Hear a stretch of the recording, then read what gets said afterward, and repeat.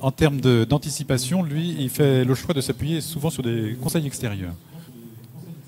Donc oui, en fait c'est vrai que quand on est chef d'entreprise, on est un peu seul quand même au niveau à tenir la barre du navire.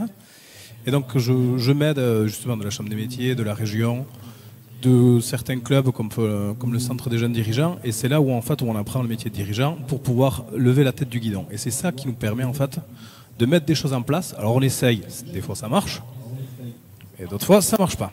Mais on essaye quand même, et c'est vrai que grâce à ça, on a réussi à mettre une vraie dynamique dans l'entreprise. Et bon, ça se reflète en chiffre d'affaires, en turnover négatif. On construit un nouveau bâtiment avec des locaux sociaux qui vont représenter plus de 10% de la surface du bâtiment. Avec un vestiaire de rugby. Avec un vestiaire de rugby, chacun a son casier, un grand réfectoire. Mais on est sur toujours le bien-être. Alors on est sur le bien-être aussi au travail. Ça nous aide aussi à mieux faire notre rôle de dirigeant. Mais comment est-ce qu'on fait pour être toujours dans la production immédiate, la réponse aux attentes des clients, etc. et en même temps avoir une vision prospective? Moi je délègue. Depuis que j'ai découvert ça, je savais que ça existait, mais je ne savais pas si j'allais réussir à le faire.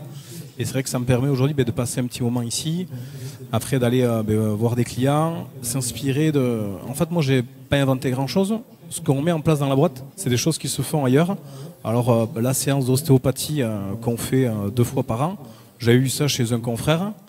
Et donc je me suis dit, je vais essayer aussi, donc ça a l'air pas mal. Et en fait, voilà, aujourd'hui, mes collaborateurs sont demandeurs. On fait même des olympiades, on fait voilà, plein de petites choses comme ça.